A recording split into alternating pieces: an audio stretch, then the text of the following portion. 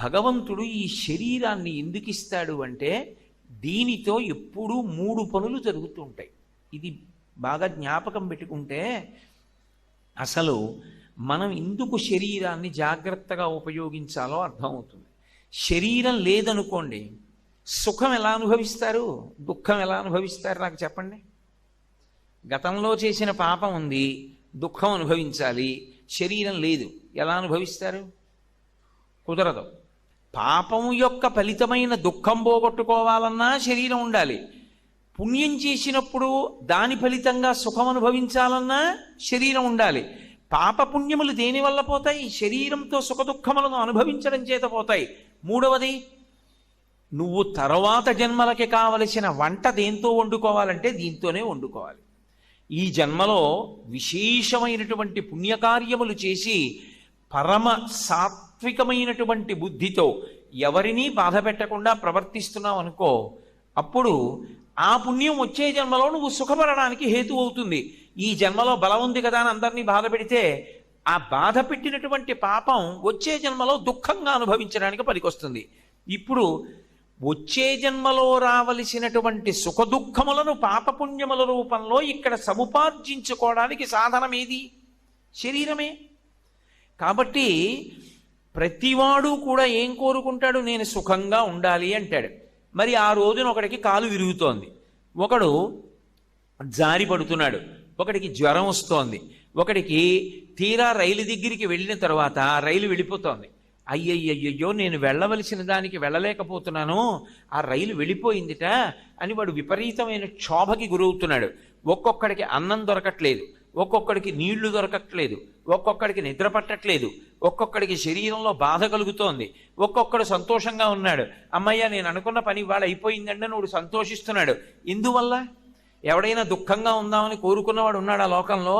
మరి లేకపోయినా దుఃఖం ఎందుకు వస్తోంది అంటే ఈశ్వరుడు ఒకడు ఉన్నాడు, వాడు నొక్కుతున్నాడు ఒక పక్క నుంచి. ఎలా? గత జన్మలలో చేసిన పాపపుణ్యములను లెక్కలో పెట్టుకుని ఇప్పుడు సుఖం ఇవ్వాలా దుఃఖం ఇవ్వాలా వాడు లెక్క పెట్టుకుంటున్నాడు. మనకి తెలియదు. ఇవాళ నేను నిద్రలేచినప్పుడు ఇవాళ ఈశ్వర నేను కాసేపు ఏడిచేటట్టుగా చూడండి, ఉదయం నేను 8:30 నుంచి 9:30 వరకు అలోమని ఏడ్చేదనుగాక అని ఎవడైనా దండం పెడతాడా? ఎవడూ పెట్టడం. ఈశ్వరాన్ని సంతోషంగా ఉండేటట్టు చూడండి అని చెప్తాడు. అయినా ఏడుస్తున్నాడు ఏదో సమయంలో. ఎందుకు ఏడుస్తున్నాడు? ఈశ్వరుడు ఒకడు ఉన్నాడు, వాడు గత జన్మలలో పాపాన్ని ఫలితంగా తీసుకొస్తున్నాడు, పుణ్యాన్ని ఫలితంగా తీసుకొచ్చి సుఖం ఇస్తున్నాడు. పోని కాలమును దాటగలమా మనం? అది ఈశ్వరుడు ఏదో ఉదయం 8 గంటలకి ఇచ్చాడు అనుకోండి, అయ్యయ్యో ఇప్పుడు 8 గంటలకి నేను ఈ కష్టం అనుభవించాలంటే చాలా కష్టం అండి, నాకు చాలా ముఖ్యమైన పని ఉంది, అనుభవిస్తాను, నేను కాదంటలేదు. కానీ 8 నుంచి 8:30 వరకు అనుభవించవలసినటువంటి దుఃఖాన్ని సాయంకాలం 4 నుంచి 4:30 వరకు ఇవ్వండి అని అడిగామనుకోండి, కాలం ఒప్పుకుంటుందా? ఒప్పుకోదు. కాలమునందు మాత్రమే అనుభవించాలి. ఏ సమయంలో వస్తుంది ఆ దుఃఖం, ఏ సమయంలో వస్తుంది సుఖం నువ్వు చెప్పలేవు. ఒక పక్క నుంచి కాలం నొక్కుతుంది, ఒక పక్క నుంచి భగవంతుడు నొక్కుతాడు. ఈ రెండిటికి మధ్య ఎందుకు నొక్కుడు పడుతున్నావు? గత జన్మలలో చేసిన పాపపుణ్యాలు పోనవు మనకి తెలుసా? ఏమండి నేను గత జన్మలో పాపం చేశాను, ఆ పాపం ఇవాళ బహుశా అనుభవంలోకి వచ్చే అవకాశం ఉంటుందంటే నీకేమైనా తెలుసా? అది తెలియదు. మరి ఇప్పుడు ఏం చెయ్యాలని అడిగారు. అందుకే ప్రార్థనతో ప్రారంభం అవ్వాలి. ఏ కార్యక్రమమైనా ప్రార్థనతో ప్రారంభం అవుతుంది. ప్రార్థన ఈ మాట ఎందుకు వచ్చిందో తెలుసా? మీరు ఏది మొదలు పెట్టండి, ప్రార్థన చేశారా అంటారు. నేను ఇప్పుడు ఉపన్యాసం మొదలుపెట్టాను, ఉపన్యాసం మొదలుపెట్టే ముందు నేనేం చేశాను? ప్రార్థన చేసి మొదలుపెట్టాను. ప్రార్థన అంటే ఈశ్వర ఏమో గత జన్మలలో నేను పాపము చేసి ఉండవచ్చు, పుణ్యము చేసి ఉండవచ్చు, కానీ నేను చేసినటువంటి పాపం ఏదో ఉండి ఉంటుంది. ఏమీ లేకపోతే మనుష్య శరీరం ఎందుకు వస్తుంది? పాపపుణ్యాలు 2 ఉంటేనే మనుష్య శరీరం ఇస్తారు. కానీ నాకు మీరు ఒక్క ఉపకారం చేసి పెట్టండి. ఒకటి, నేను చేసినటువంటి పాపానికి నాకు ఫలితాన్ని ఇచ్చేటప్పుడు పరమదారుణమైనటువంటి ఫలితాన్ని నాకు ఇవ్వవద్దు. నేను ఏదో పెద్ద పాపమే చేసి ఉండవచ్చు, ఆ పెద్ద పాపానికి తగినంత ఫలితాన్ని మాత్రం నాకు ఇవ్వకండి.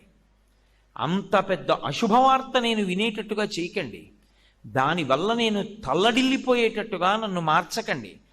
జీవితాంతం ఏడవలసినంత పెద్ద పెద్ద శిక్షలు నాకు వెయ్యకండి. మరి నీ పాపం ఎలా పోతుంది? నన్ను అనుగ్రహించండి.